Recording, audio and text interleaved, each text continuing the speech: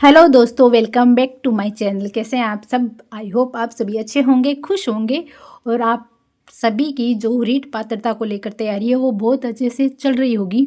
आप लोगों ने मुझसे बहुत बार पूछा है कि मेरा जो रीट पात्रता को लेकर क्या टाइम टेबल था, मैं कैसे पढ़ती थी। तो आज उसी से संबंधित ये हमारा पूरा वीडियो रहेगा और मैं जो टाइम टेबल फॉलो करती थी वही टाइम टेबल आप लोगों के साथ में शेयर कर रही हूँ।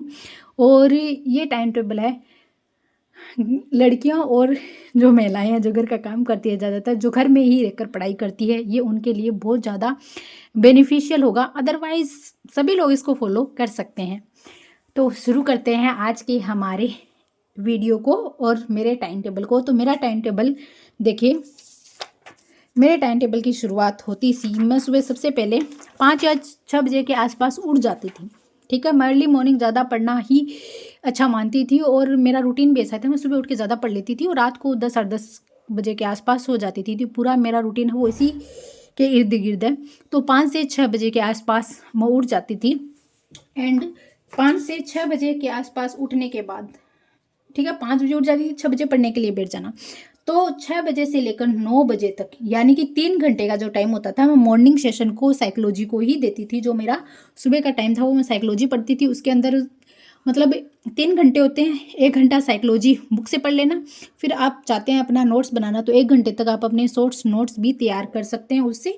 और उसके बाद में जब आप खुद पढ़कर नोट्स बनाकर थक जाते हैं तो आप कोई भी ऑनलाइन क्लास भी देख सकते हैं। तो इसलिए मैंने साइकोलॉजी को 3 घंटे दिए थे। और अगर आप, जब हम फर्स्ट टाइम साइकोलॉजी पढ़ते हैं, या साइकोलॉजी एक ऐसा ही सब्जेक्ट होता है जिसे आप सुबह अगर चुनेंगे तो ही आपको ज़्यादा फायदा होगा। हमारा दिमाग एकदम शांत होता है, खाली होता है, तो जो चीज़ें होती है हार्ड लगने वाली वो ज़्यादा ही समझ में आ जाती है सुबह सुबह। अदरवाइज साइकोलॉजी को किसी और टाइम पे शिफ्ट किया जाए तो मुझे नहीं लगता वो उतना ज़्यादा आप उससे ज्ञान ग्रहण कर पाते हैं, चीज़ों को समझ पाते हैं। इसीलिए मैंने साइकोलॉजी को सुबह का टाइमिंग दे रखा था।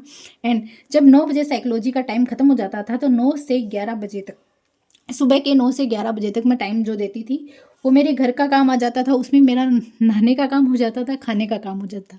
ये जो 3 4 जो काम थे जो सुबह सुबह के हमें भी करने होते हैं, तो आप वो कर सकते हैं इस 9 बजे से 11 बजे के बीच के जो टाइमिंग है उसके अंदर।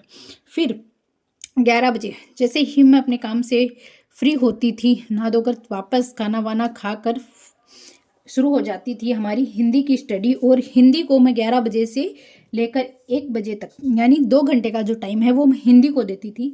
और इसके अंदर भी मैंने डिवाइड कर रखा था कि 1 घंटे मुझे पढ़ना है हिंदी, जो हमारी व्याकरण से रिलेटेड है, वो जो 15 नंबर की आती है। एंड जो 15 नंबर की आगे जो हिंदी हमारी शिक्षण विधि आती है वो, तो दोनों को मैं 1 1 घंटा देती थी। और हिंदी के लिए अगर आप ये 1 1 घंटा देते हो तो ये बहुत ज़्यादा इनफ है। आप 30 में से 30 मार्क्स आराम से लेके आ सकते हैं इसके अंदर। फिर बात करते हैं 1 बजे से 1:30 बजे, यानी 30 मिनट का मैं लेती थी ब्रेक। उस ब्रेक में आप कुछ भी कर सकते हो थोड़ी देर, मतलब सर्दियाँ का सीज़न हो तो अब जो सर्दी का सीज़न चल रहा है तो हम टहल सकते हैं धूप के अंदर, थोड़ा छत पे घूम सकते हैं, कुछ फ्रूट वगैरह खाना हो तो वो खा सकते हैं, या घर वालों से बातचीत करना चाहो तो वो कर सकते हैं। कुछ भी कर सकते हैं इस 30 मिनट के काम में। मैं ज़्यादातर छत पे जाती थी और छत पे ही घूम लेती थी, और कुछ खाना होता था तो वो भी छत पे ही हो जाता था, जो लिटिल फ्रूट वगैरह कुछ भी खाना हो। ओके। एंड फिर बात करते हैं 1:30 से 4 बजे का टाइम। अब 1:30 से 4 का जो दोपहर का पूरा पूरा टाइम होता है, वो कई बार हमारा दोपहर यूं ही चली जाती थी। तो जो मेरा दोपहर का टाइमिंग था वो मैथ में देना मैंने शुरू किया। एंड मैथ एक बहुत ही ज़्यादा इफेक्टिव टाइम निकल के आया मेरे लिए, प्रोडक्टिव डे साबित हो जाता था इसके बाद में। क्योंकि मैथ एक ऐसा सब्जेक्ट है जिसको अगर आप 1 घंटे पढ़ोगे तो आपको पता भी नहीं चलेगा, क्योंकि 2 या 4 सवाल हो पाएंगे 1 घंटे के अंदर। और अगर जब हम एवरेज प्रॉफिट एंड लॉस प्रतिशत वगैरह करते हैं तो ये 1 घंटा बहुत कम नज़र आता है। इसीलिए मैंने मैथ को दोपहर का टाइम देना ज़्यादा ज़रूरी समझा। और दोपहर के वक्त कोई भी काम नहीं होता, पूरा कंट्रोल हमारे हाथ में होता है कि आप इसको किस तरीके से कर सकते हैं। तो इस 3.5 घंटे के अंदर मैं मैथ की जो भी एक्सरसाइज होती थी, जो भी प्रश्नावली होती थी, वो कर लेती थी 2 ढाई घंटे तक। और उसके बाद में मैं शिक्षण विधियों को भी 40 मिनट या 45 मिनट देती थी। तो इस तरीके से ये दोनों चीज़ें कवर हो जाती है। हमारा 15 जो नंबर का पोर्शन होता है वो वाला हो जाता है, और 15 जो शिक्षण विधि वाला होता है वो हो जाता है। फिर 4 से 5 फिर वापस मैं 1 घंटे का जो भी काम होता है हमारे घर का, मम्मी का जो भी काम होता है, घर का, रसोई का, किचन का, कोई भी काम मान लो, तो वो मैं 4 से 5 1 घंटे के बीच कर लेती। खुद का काम होता था वो भी मैं कर लेती थी इसी वक्त 4 से 5 बजे, क्योंकि थोड़ा सा रेस्ट मिल जाता है। जब हम कंटिन्यू 3.5 घंटे पढ़ कर आते हैं और पढ़ते हैं तो थोड़ा सा हमें भी रिलैक्स मिलता है और काम करने में मज़ा भी आता है। तो ये इवनिंग का 1 घंटे का काम मैं कर लेती थी। फिर 5 से 7 वापस मैं पढ़ती थी संस्कृत। आप जिनकी सेकंड लैंग्वेज जो भी है वो यहाँ पर अपनी सेकंड लैंग्वेज को रख सकता है। चाहे इंग्लिश ले रहे तो इंग्लिश, फर्स्ट और सेकंड लैंग्वेज में आप रिप्लेस कर सकते हो अपनी लैंग्वेज को। ओके, मैंने जो फर्स्ट लैंग्वेज हिंदी ली थी इसलिए मैंने हिंदी लिखी, और मैंने संस्कृत लिखी सेकंड लैंग्वेज, तो मैंने संस्कृत लिखी है। और यहाँ पर मैंने 2 घंटा दिया इसको। 1 घंटे संस्कृत व्याकरण पढ़ना और 1 घंटे संस्कृत की शिक्षण वीडियो को पढ़ना, ठीक है। और उसके बाद में वापस 1 घंटे का गैप आता है मेरे 7 से 8, 1 घंटे का गैप वापस लिया है मैंने। इस 1 घंटे के गैप के अंदर आप कुछ भी कर सकते हो, जैसे पूजा कर सकते हो। अगर मेरी तरह आप भी पूजा करते हैं तो आप इस 1 घंटे में पूजा कर सकते हैं। पूजा करने के अलावा आप अपनी मम्मी की किचन में हेल्प कर सकते हैं, और इस 1 घंटे में जो भी आपकी इच्छा हो आप वो कर सकते हैं, ठीक है। उसके बाद में 8 बजे आपको वापस खाना वाना खाकर पूरा फ्री हो जाना है। वापस 8 बजे आकर आप वापस पढ़ाई कर सकते हैं, और आप वो तब तक, और 8 बजे आपको स्टार्ट करना है ईवीएस, हमारा जो लास्ट 5th सब्जेक्ट होता है ईवीएस प्लस शिक्षण विद्या। यहाँ पर आप 2 घंटा देना चाहें तो 2 घंटा भी दे सकते हैं, और 2.5 घंटे भी निकल के आ सकते हैं, क्योंकि मेरा जो फिक्स टाइम तो था सोने का, पर वो मतलब कभी कभी आधा घंटा जल्दी हो जाता था, कभी आधा घंटा कम भी हो जाता था। तो कभी मैं 10 बजे सोती थी, कभी 10:30 और कभी 11 बजे। तो इस तरीके से मेरा शेड्यूल था कि मैं 5 बजे सो जाती थी, 5 बजे मैं उठ जाती थी, और 10, 10:30, 11 सबसे लास्ट होता था। सबसे लास्ट मतलब बहुत कम चांस में 11 बज जाती थी मैं, पर 10, 10:30 के बीच में ही सो जाती थी बहुत बार। तो यहाँ पे जो मैंने सब्जेक्ट आप देख सकते हो, पहले हम बहुत ज़्यादा पढ़ लेते हैं, 3 घंटे की पढ़ाई करते हैं, उसके बाद में घर का काम भी करते हैं।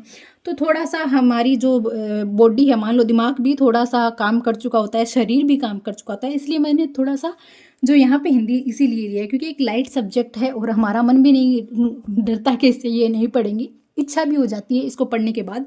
और जैसे ही हम इसको पढ़ते हैं, ये 30 मिनट का जो ब्रेक है ये हमें रिचार्ज कर देता है, और वापस हम मैथ पढ़ते हैं।